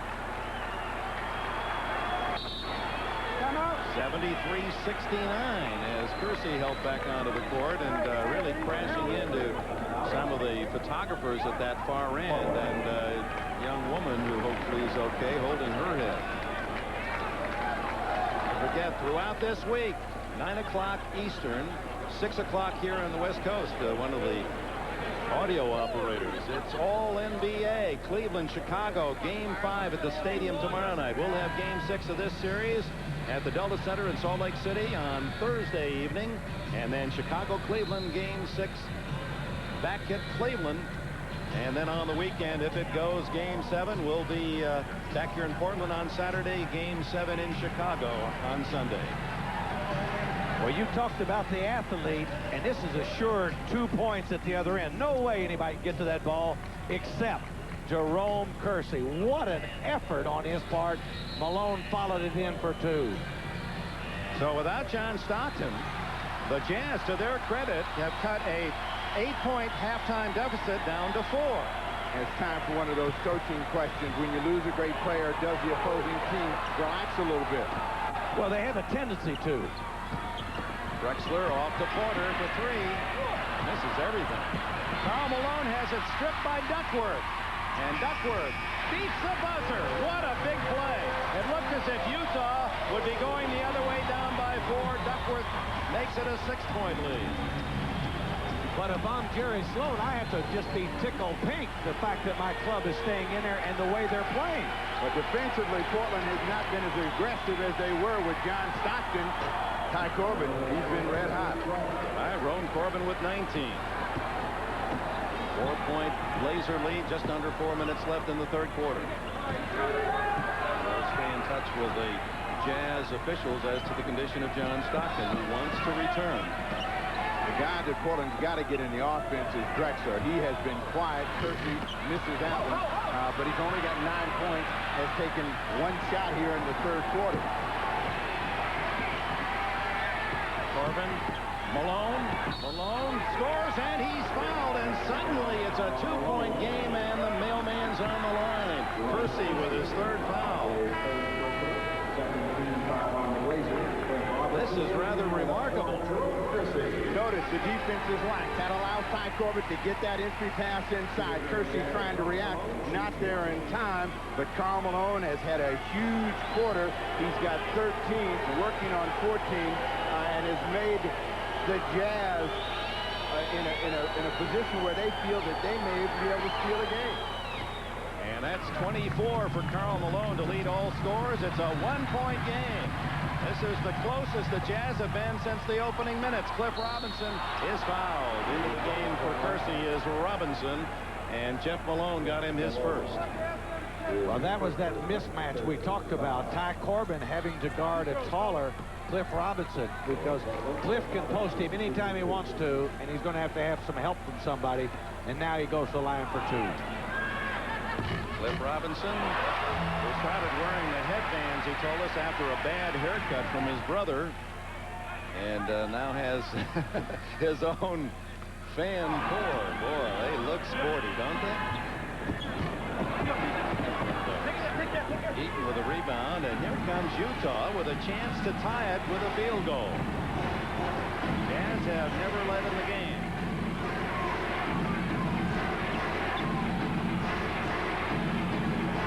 Porter on Delaney Rudd. Clock at 6.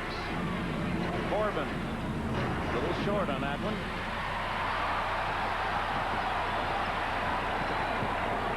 Porter, Duckworth, Robinson. Porter, that's a three-pointer. His third of the game. He has just crushed Utah's hopes here in Portland with a barrage of trays. That extra pass is what found Terry Porter open that time, but what Portland's got to do is do it at the defensive end. They have not been able to stop the Jazz here in the quarter. Rudd inside. That frees up Corbin. Nice move by Rudd. Doesn't matter who the man is taking it up the middle. It does do good things, doesn't it, Cup? It certainly does. Drexler, a three for him. Oh, my. 2 minutes to go in the third. Blazers back on top by 6. They just break your heart with those threes if you're the visiting team. Karl Malone. Well, there's the power forward at work. Power with a capital P. Malone is up to the challenge. The Trailblazers sent 3 people at him that time. He missed his shot, stayed after it. So Portland defensively has got to find a way to get control of Karl Malone's turnover. Corbin sets up Malone with Porter to beat, and Porter's not going to risk the foul. Jeff Malone, beneficiary of that turnover. He now has 17, and back to within 2 come the Jazz.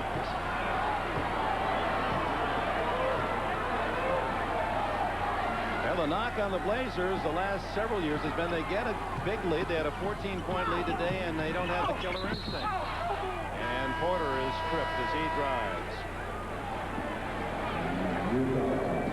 And with that, a timeout. 1:13 left in the third. The Jazz are in it. All right, Bradford Marsalis, the musical director of the new Tonight Band. Jay Leno, they'll be live tonight after your local news on the West Coast, the usual time, 11:30. There's Gerald Eugene Sloan, age 50, 6 times an All-NBA defensive player. Well, he certainly inspired his team with the loss of Stockton. I don't want anybody to tell me that a coach is not in the game. Jerry Sloan is in this game.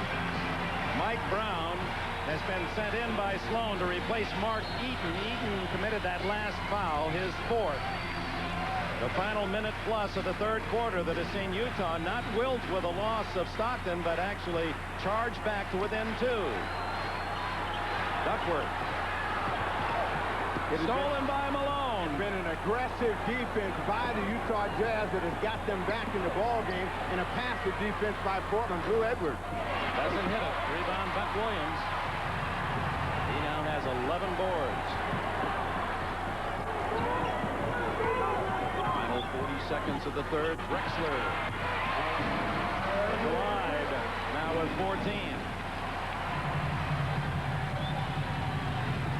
One of the things about Jerry Sloan is he believes in being a man. Regardless of what the situation is, you just tighten it up a little bit more and you play a little bit harder with the hand that you've got. And you can see he's passed that on to the Jazz. Mike Brown inside. Can't tip it in, but underneath is Blue Edwards, and he is fouled. Edwards is only 6'5", but a great leaper. He jumped 6'8" in high school, high jumped, and uses that skill to play taller. Cliff Robinson with a foul, his 3rd. the tip, and the ball was tipped right to Blue Edwards. It looked as though Buck Williams was the guy that got him across the arm, but it is Cliff Robinson with his third. 1-point game. The Jazz have never led, but they were down by 14 late in the second quarter. Shot clock is off. Drexler breaking out is Edwards. He's got a man wide open, but Robinson intercepts, and we got a foul. Jake O'Donnell calling a very difficult foul on Terry Porter, who is racing back to help out. That's what you were talking about, Cotton. Well, Jake felt that they lost the ball because he got fouled, and that certainly would be unfair. And that's the kind of official Jake O'Donnell is. You see him battling for the board. Blue comes out. He would have made a play for an easy layup, but Terry Porter holds him so he cannot finish off the play. Edwards with a chance to give Utah the lead, but misses the front end of one in the penalty. He's a 77% free throw shooter on the season. And after 3 quarters, well, we've still got 2.7 seconds. Let's see if Portland can get a... Oh, almost stolen by Corbin. And that's the end of the third quarter. Oh, my. Without John Stockton, the Utah Jazz making this Game 5 a most dramatic contest as they have tied it at 84. We'll be back after the express written consent of the NBA. Nearing 8 o'clock on the West Coast, sunset in Portland, and the Trailblazers hitting three-point shots in the third period, and yet outscored by 8 as the Jazz have rallied to tie behind Karl Malone, who scored 16 points in the third period. If Portland is to win this ball game, they've got to have better offensive execution, but they have to get after the Jazz at the defensive end, which they didn't do. For 2 quarters now, Jazz have outscored the Trailblazers. Buck Williams over Mike Brown, a little short, tipped in. It looked like Drexler got it. Drexler does get the tap in. It's the best 2 out of 3. This fourth quarter so critical. Mike Brown, Harris gets it off to Corbin in time to tie it at 86. 23 for Tyrone Corbin, and for Ty, that equals his high for the entire year.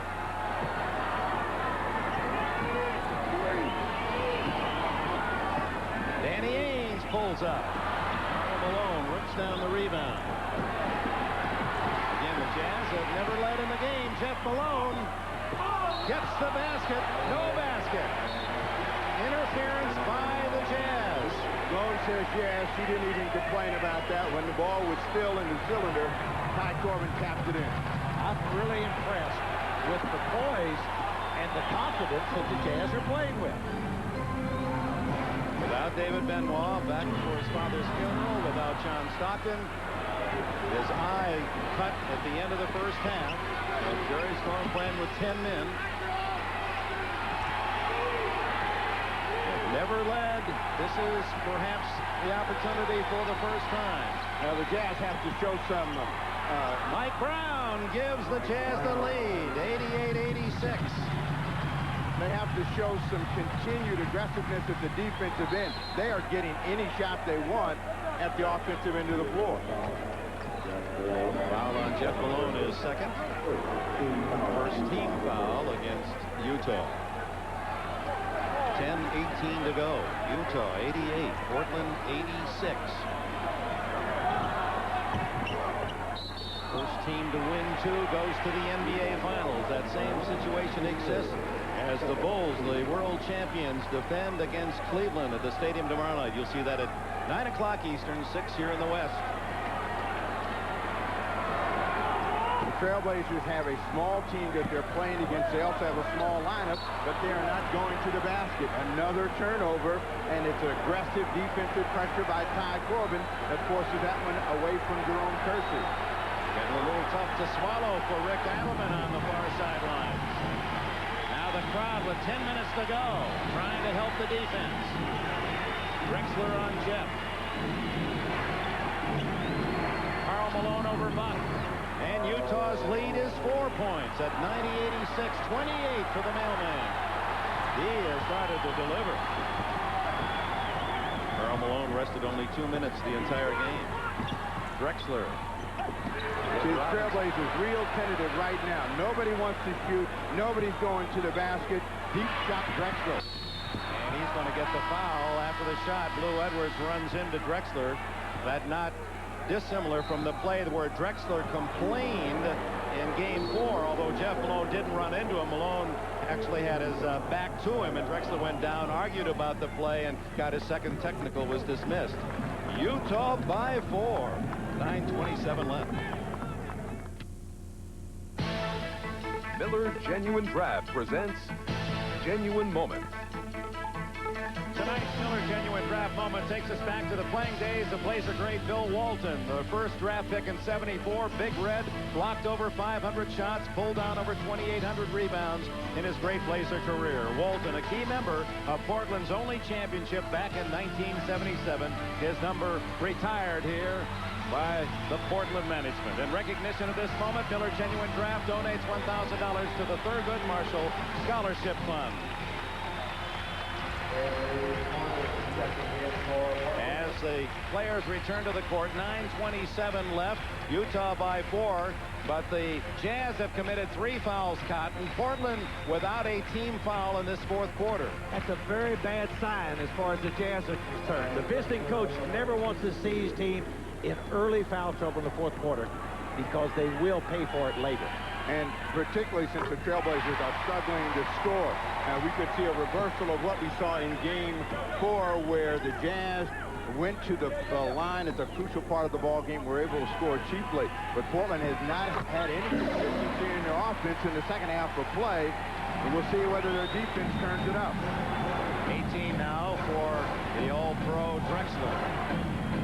Back to finish second to Michael Jordan and for the most valuable player honors this year. Jeff Malone blocked. Corbin knocked it away from his own teammate, Cliff Robinson, at the other end. It's tied at 90.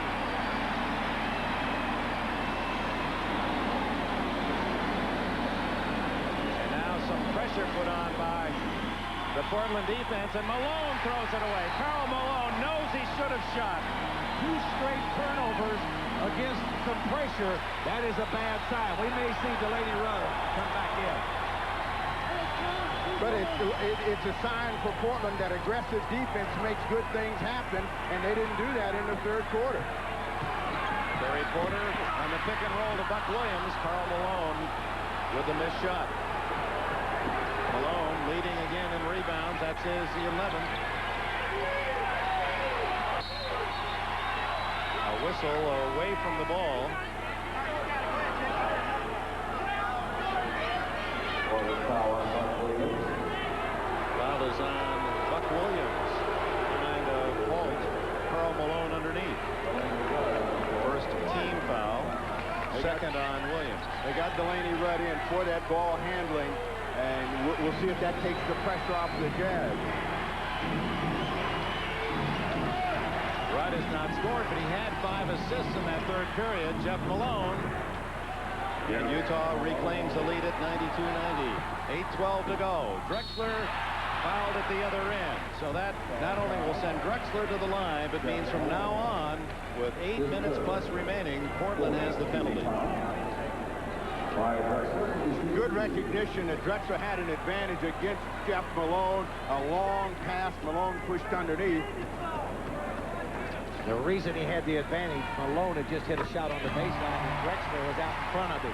Made it easy for him, and it was Porter was smart enough to see it. Foul on Jeff Malone, his 3rd, as Drexler sights in for his 20th point. And ties it at 92.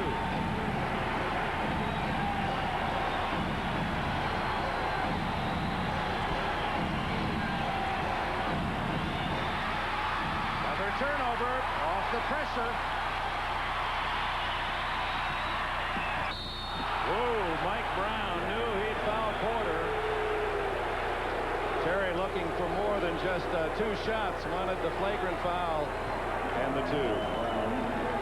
4th foul on Mike Brown. The most important thing about that for Portland is Porter went to the hoop to get them in the penalty situation. The crowd reacted because they didn't feel Mike Brown made a play for the ball. That's why they were calling for a flagrant foul. Brown, menacing look on his face right now, but he's got the same problem Eaton does. 4 personal fouls. And if the Trailblazers continue to attack, Cotton, you could be in the game. Without a doubt, because if you can hit free throws, you're going to score a lot. Where are you going to play him, though? Where are you going to put old Fitzsimmons? We got a timeout with 7:52 left in the 4th. What the airlines did for travelers up here, Sheridan is doing for travelers down here. Introducing Sheridan Sure Savers, a revolutionary program that makes travel less expensive. The first half, an unfortunate circumstance for the Utah Jazz. Their lead guard, John Stockton, taking a finger to the eye with a second to go from Clyde Drexler. Inadvertent, of course, but Stockton out ever since. Welcome back to the Coliseum. I'm Joel Myers alongside the doctor that has been with John Stockton ever since he suffered the injury, Dr. Russell Shields. The extent and the process that you've gone through. The injury was an his eye in the left eye, medial upper aspects to the sclera. Did not involve the cornea, but caused some swelling of the eye and swelling in the socket, and his problem has been of vision. He's having some double vision, he's having some blurry vision, which is obviously interfering with his ability to perform. It is improving. It has improved rather dramatically, but still with a little bit of distance involved, he's having some problem with double vision. No way in the world he'll be back tonight. We're watching. He wants to come back. We're just making some judgments here in the last few minutes. Thank you, Doctor. Dick? All right. That sounds as if it is positive for those Utah faithful. And meanwhile, Terry Porter missed both free throws. The game remains tied at 92 with 7:45 to go.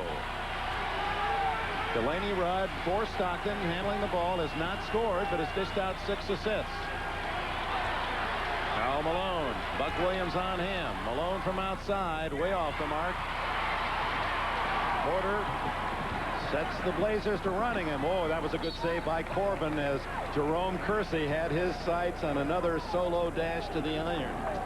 Well, the transition defense by Utah has been good overall outside of a couple quick steals against them. Now, they've done an excellent job of getting back, playing defense with their hands, with the ball in the air. They have been the aggressors in the second half of play, and that's what's got them in a tied position. Stolen for a moment by Corbin, got a hand on it. 11 on the shot clock. The Blazers undefeated at home during the entire playoffs, 7-0. Jerry Sloan's team unbeaten at home in the playoffs as well. In fact, they've lost only 4 times in 49 games all year. Kersey, another big score for Jerome Kersey from Longwood College of Virginia. He has 23. Portland back in the lead.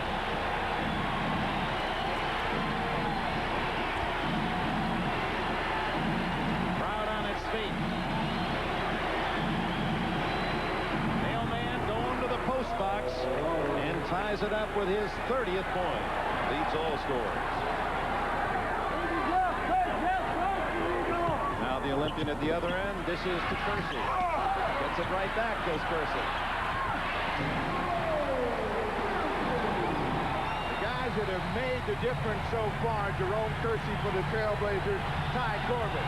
Karl Malone has done what he's supposed to do. The crowd's trying to get into the ball game now.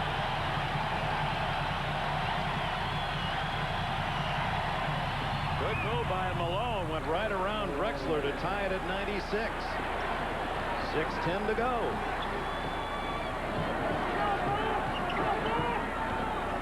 Drexler trying to return the favor against Jeff. Rebound, Karl. His 12th board. The Jazz now have the tempo of the game in their favor. Portland's going to have to continue to be aggressive at the defensive end, force some turnovers, and try to get into the open court. There's that struggle inside. Buck Williams and Malone, and Jeff outside, unable to hit the jumper. Cliff Robinson misses the drive. It's tipped in. No basket. No basket. Drexler has the foul over the back, his 3rd, as he went for the tip. foul by Sloan. You're going to see Cliff come in and miss an easy one. He got bumped a little by Brown. And then you're going to see Clyde over the top just a little bit. But don't forget, I told you about Jake O'Donnell. He'll make the call. With 5:29 to go, we play a new game for the Edge in this series. Leaving the studio to do play-by-play, I think we found his replacement. Leno, he just fits right in with this crew. 96 all, 5:29 to go. Eaton is in the ball game now, so Portland, who had a chance to drive when they got in a penalty, will find it more difficult with Eaton in the ball game. We just received word from Joel Myers that John Stockton will not return tonight. Delaney Rudd's the man, yet to score. But he had a big one against you to win a game, didn't he, Gus? He certainly did. Karl Malone and Buck Williams. Shot clock at 5. And the postman rings it up for his 32nd. 5 minutes to go. Utah by 2.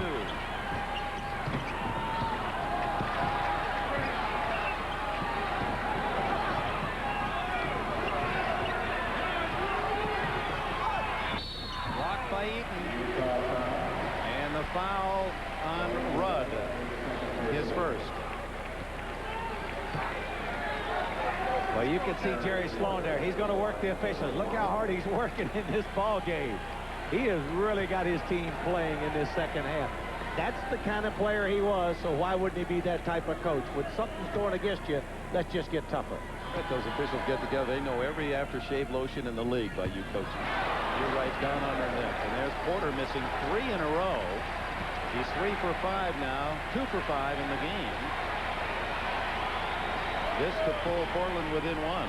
This happened to Porter in the Phoenix series where he had a great ball game but couldn't make some free throws at crucial times.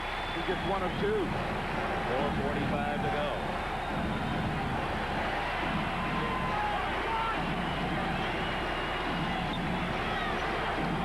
There's Maloney, was on the block. There's a difference. Stockton would have gotten it to him a little earlier. Corbin with 5. Ty Corbin and the foul. Kevin Duckworth has his 4th. And Rick Adelman thought that was just good defense.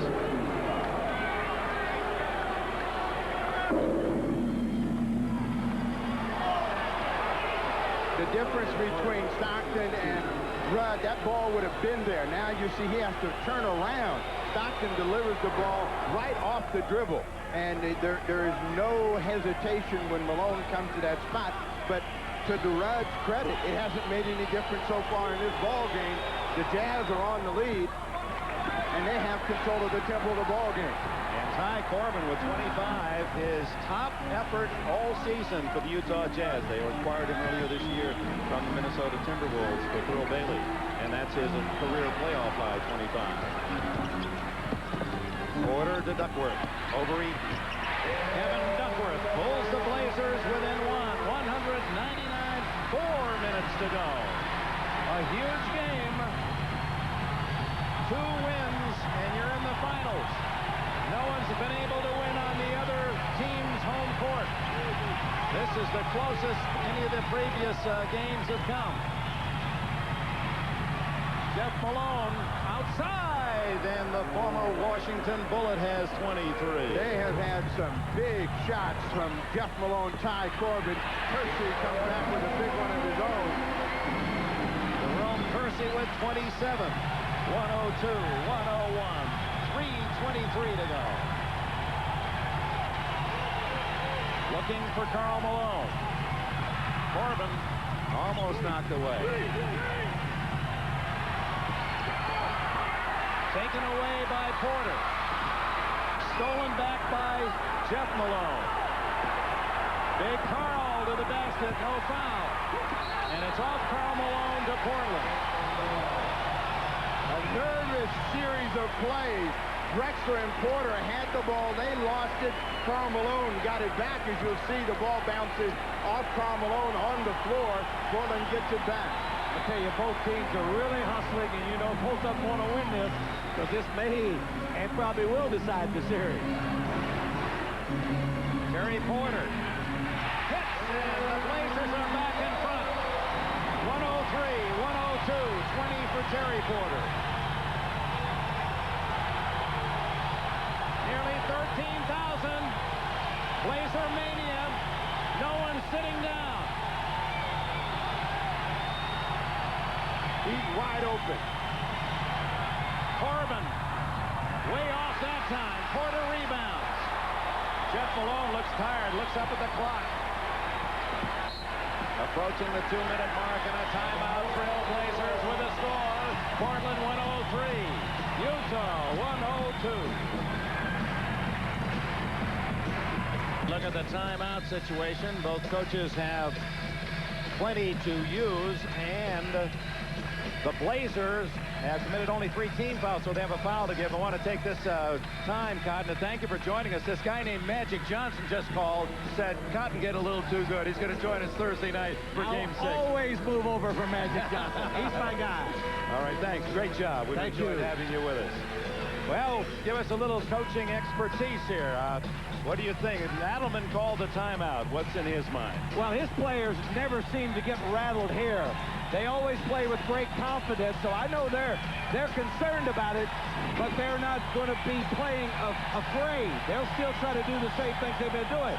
They do have a foul to take on defense, and certainly the Jazz are in foul trouble. That still may tell the tale of the outcome of the game. The Trailblazers need to do what they do best, and that's go through Clyde Drexler. Let's see if they come up with a play for him. They like to set up a pick and roll. We'll find out whether they execute. Duckworth trying to set the screen. There it is. Duckworth rolling to the basket, and Porter shoots. And it goes over the top to Utah. Duckworth is unhappy because he never had better rebounding position, and the ball went over the top. He was there, nobody in front of him. The ball didn't come to him. 2 minutes to go. Utah with the ball down by 1. Karl Malone has led all scorers with 32. He's on the far side. And here he comes, trying to get position on Buck Williams, and Williams doing a good job. Too good, and a foul is called. The third on Buck. That was 1 to give, so from now on, Utah in the penalty. Trying to come across, they did everything on pressure of the ball, but you can see the hook underneath as Buck Williams got caught. Some of these guys would be great offensive linemen in the NFL, wouldn't they? The way they get up into that jersey. 1:42 to go. Wow. Collision underneath, no whistle. They were trying to set a screen for Karl Malone. He's got the ball now. Over Buck Williams. It won't fall. Clyde Drexler pulls it off. Kersey at the other end draws the foul. And Jerry Sloan points back at the other end saying, where was the foul on my man? One thing I've always liked about the Blazers, they don't play scared. Delaney Rudd's in there trying to set a pick on Buck. The referee says, get up, Delaney, let's play the game. Sloan would have liked the foul. A lot of teams, when they got that rebound, like Drexler got it, would have held it up and everything. You think it isn't tough? Rudd got knocked down there, went down the other end, and then Kersey ran him down at the other end. Well, the problem right here, Kersey under pressure.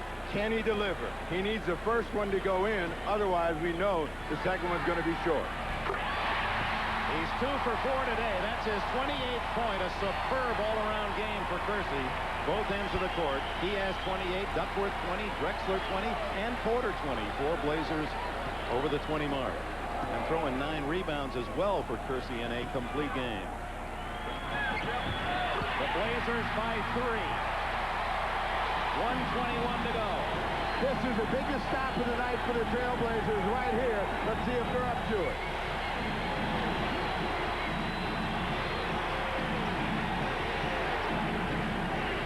Corbin left alone, hits again.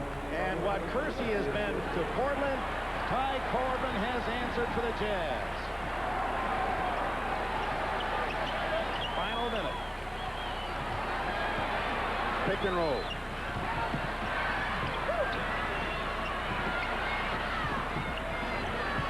On the shot clock.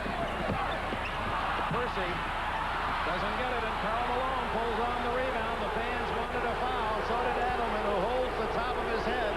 Disbelief. The final precious seconds. Utah with the ball trailing 105-104. There's the mailman. 2 seconds. Nope. With the noise, they didn't hear the buzzer. 24-second violation, and the crowd was a factor. 19 seconds to go. Danny Ainge sent in by Adelman. Percy out. And the Trailblazers don't have to shoot the ball. The Jazz have to get up. Otherwise, Portland runs the clock out and wins by 1. Whom do you foul? Well, they're going to foul Porter, and he's normally their best free thrower under the pressure, but tonight we've seen that touch leave him. 3 for 6 tonight for Terry Porter. With the loss of John Stockton felt in many ways defensively running the game, but also their best three-point shooter, Utah, not available. I think Jerry Sloan was a little upset, too. They used too many seconds off the clock before they fouled. He wanted to foul early. 13 seconds to go. A 2-point lead.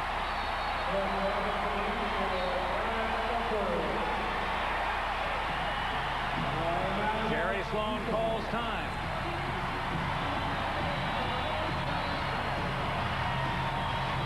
Karl Malone says, take it easy. I'll shoot the 3. 20-second timeout. Sloan, perhaps he didn't want that timeout to be taken by his Utah club. You can see him. He did not want the timeout. He wanted it after the second free throw, but Delaney Rudd, who hasn't played a lot, called the timeout. Mental mistakes, and those are the things that coaches die behind right there. They were fortunate they had it 20, so it didn't hurt them because they want to have that ball at midcourt after the Porter free throw if he makes it. 3-point lead, 13 seconds left. If you're Portland, you should foul for possession of the basketball. Rudd for a three-pointer. Oh, my! Right down the middle with 5.5 seconds to go. Delaney Rudd for the injured John Stockton, who had not scored in the game, hits a sensational high-arcing 3. It's tied at 107. Timeout.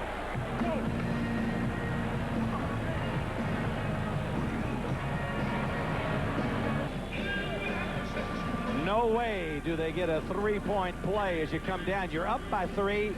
Terry Porter's going to get picked off by Malone. And Buckwood, I mean, that time it was Cliff Robinson guarding him. He didn't step up. I think Rick Adelman wanted to take a foul, force him to shoot free throws, and missed the second one. Instead, they took him for granted, and he buried a 3 and tied it. What are the odds, though? Delaney Rudd hasn't scored a point the entire game, has played only 17 minutes in the entire series, and he hits that tray. Well, the odds are he beat me in double overtime at the end of the game. Well, that's why you want him to be fouled. You should have fouled him. Well, possession is everything at that point in the ballgame. You got 13 seconds, a 3-point lead. The most you can get out of it is a 2. Buck Williams on the ball. 5.5 seconds to go. To whom will they try to move this ball, do you think, Coach? Well, they'll try to go to Drexler without a doubt. He's going to decide this game. It's batted away by the Jazz, and that costs 3.3 seconds. They're down to 2 2/10. Outstanding defensive play by Eaton, stepping over and cutting off Clyde's driving lane. They didn't give Drexler a good angle. Portland's going to have to take another timeout and try to set up a better play for a timeout. They like to go through Porter. We'll see if they get enough time. Well, that's a lot of action there for 3.3 seconds. Shows you how much time there really, even at 2-2, you got a chance for a pass in and another pass for the shot. But if you're the coach on defense, it seems like an eternity, Dick, that the clock never runs. You want it to get over so you can go the overtime. An added footnote on Delaney Rudd's dramatic tray to tie this game. The entire season, Rudd made only 11 three-point shots. Well, he was a great baseball player in high school, played freshman baseball at Wake Forest, was a 500 hitter. The Yankees liked him. Oh, that was the home run for Utah to flirt with a possible overtime. I'm sure Jay Leno is pleased to hear that we might go an extra 5 minutes here. Don't forget, right after your local news in the East, Midwest, and Rocky Mountain area, it'll be the Jay Leno Show. Usual time, 11:30 in the West.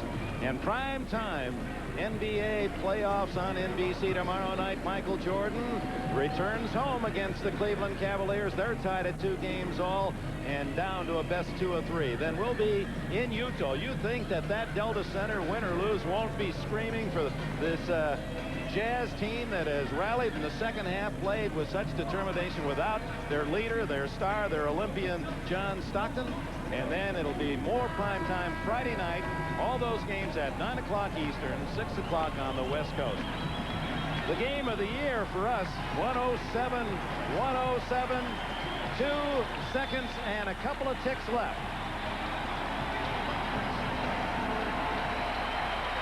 Ainge, Porter, and Drexler, 3 long-range shooters in. Williams will inbound with Duckworth serving as the screen man. Well, Portland's in a catch-and-shoot situation. Porter doesn't get it off.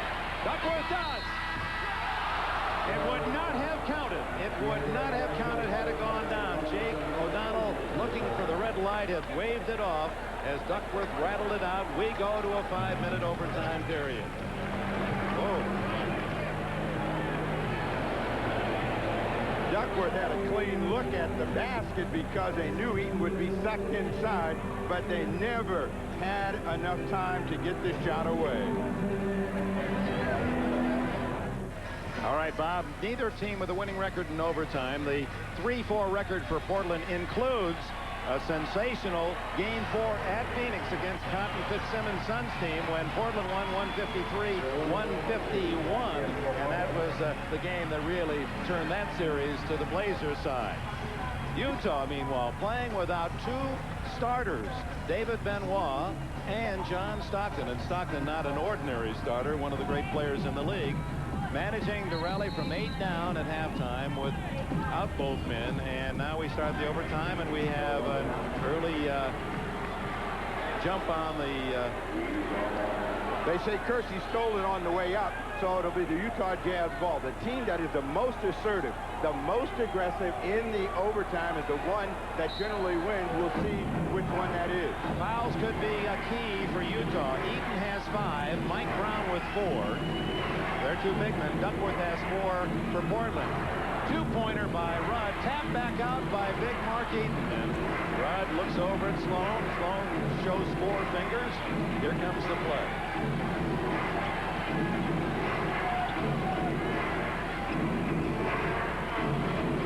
on the shot clock.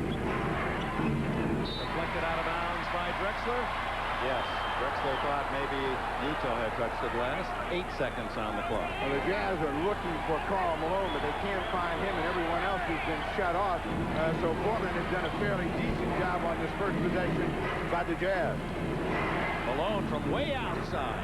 Eaton there to bat it home. Mark Eaton's 4th point of the entire game gives Utah the first points of overtime.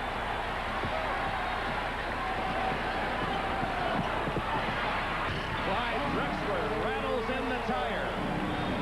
He has 22.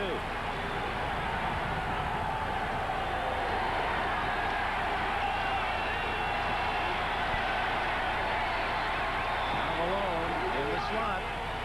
Carl underneath the Eaton. Just does save it. And now it's Malone. Corbin steals it from 3 Blazers, and he is hammered. And look at Sloan up there to applaud the effort of Tyrone Corbin. Percy, the foul, his 4th. In the first half of play with the Trailblazers banging the board and getting the second effort, but in the overtime here it is the Utah Jazz. There's Ty Corbin with that ball trying to find the seam. Jerome Kersey fouls him to make sure he doesn't get a chance to shoot it, but he's on the line, and he has been huge for Sloan. Corbin's 28th point gives Utah the lead. Grew up in Columbia, South Carolina. High school drove the school bus to earn $10 a day. His teammate Xavier McDaniel of the New York Knicks. Everyone knew about the X-Man. No one knew about Corbin. He was not even recruited heavily by major schools. The ball found him only because they had an empty spot. Porter. Boy, forcing a tough shot, looking for the foul, and he hits it anyway. 24 for Terry Porter. Portland by 1.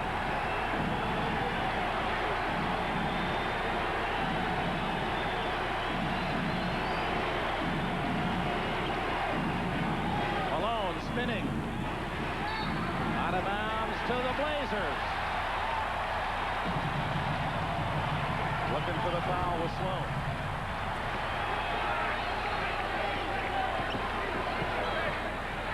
Way outside, Duckworth, and the big guy gives the Blazers a 3-point lead. He has 22. Sloan wants timeout. Just under 3 minutes to go. The home team by 3. Spot. They're letting Ty Corbin beat him. He gets it, spins immediately. Buck Williams goes straight up. Malone throws his arm out. Danny Crawford says, let's let the players decide. He gives it a no call. Jerry Sloan very upset with the no call, like all of us coaches. Let's face it, we want the call when it's against us. But you saw a graphic example right there. Malone spun. They had a good defensive effort. The ball bounced off him, so the officials were right that time. Now, you wouldn't have said that. No, I would have been just like Sloan, all over him. But I'm going to tell you, when you see it again, slow-mo, it was an excellent no call. Let the players decide the game. We've got just under 3 minutes to go in overtime. It was tied at 107 at regulation end. Again, if you're just joining us, the Utah Star point guard, the top assist man for 5 straight years in the league, John Stockton, injured in the final seconds of the first half. Poked in the eye, has not played since. And David Benoit, another starter, a rookie, home for his father's funeral. The Jazz, nevertheless, gallantly have stayed with the heavily favored home team, the Trailblazers. Malone over Buck Williams. Not there. Rebound, Duckworth. And now with a 3-point lead, the Blazers in some command. They'll chew up some time. This is where you really want to be very quick with ball movement, player movement. The longer you take, the easier it is for the defense to set Portland against the shot clock at 5. Drexler sees the opening and seizes it. 24 for Clyde Drexler.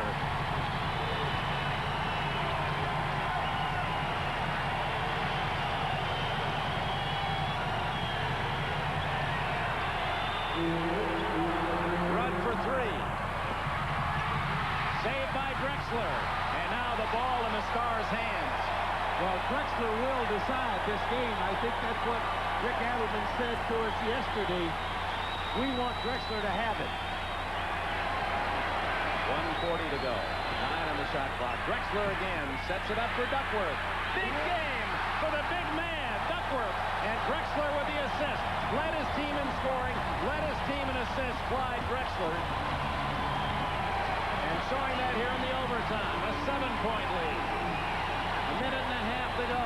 The loss of Stockton now becoming very evident because they're having trouble getting into their offense and getting Karl Malone the ball. Shot clock at 5. And a foul underneath on Buck Williams, his 4th. Buck Williams assigned at the start of this series, you stop Karl Malone, and you're not always going to get help, and he has done a sensational job, especially in the 3 games in Portland. They like to start on the left side, and you'll see how hard he's working. Now he'll beat Buck Williams across the lane and bruise him on the way to getting that foul, and he goes through the line, but his team is down 7. 117, 111, that's 33 points for Karl Malone. Mike Brown in for Utah, and Mark Eaton goes out. Malone 5 for 5 from the stripe tonight. He was second to Jordan in scoring on the regular season when he averaged 28 even. He's averaging just at 29 in the playoffs. Dick, let's ask Cotton how important the psychology of being this close in this game. What does that mean to the Utah Jazz in terms of maybe they can win the series? Well, maybe will be flat. There's no trophies for second place. I can tell you that now. Malone hits them both. 5-point lead, Portland. And now Utah going to have to spend some fouls and force the Blazers to go to the line.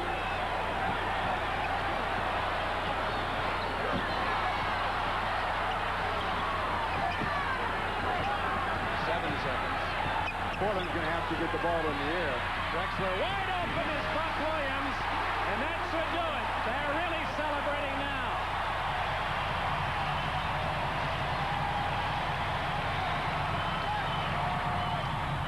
Karl Malone on a pick and roll. They weren't going to foul him. 119-114. Mailman with 36 big points. Buck Williams, another slam with 36 seconds to go. And a foul. Mike Brown got him. You can see Kersey coming in, making a nice pass to Buck. I tell you, Steve, I have been impressed with the Blazers in this last 2 minutes with their execution offensively down the stretch.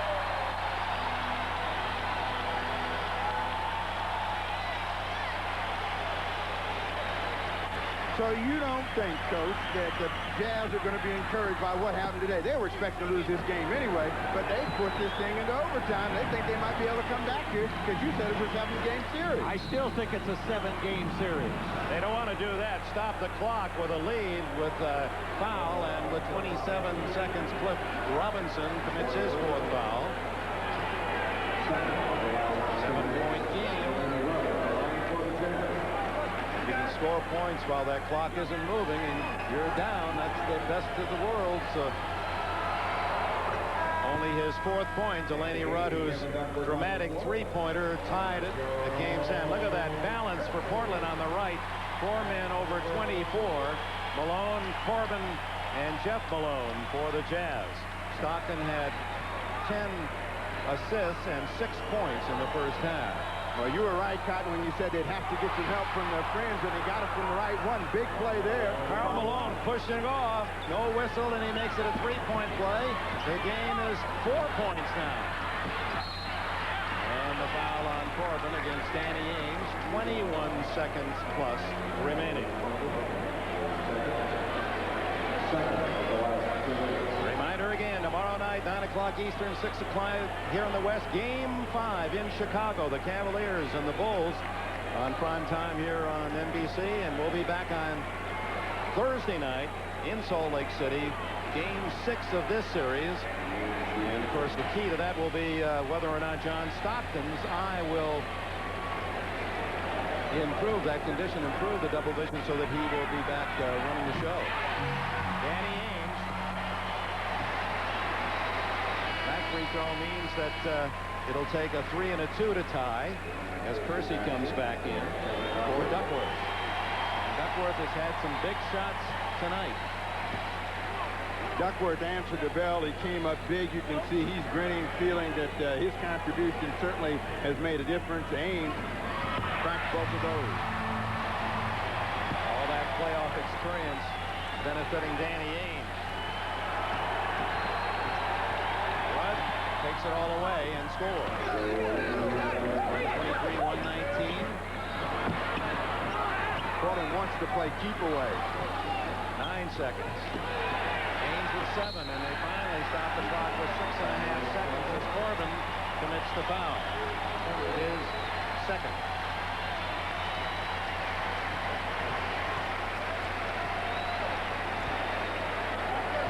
Well, it'll be a disappointing loss for the Jazz if they go on and lose this ball game.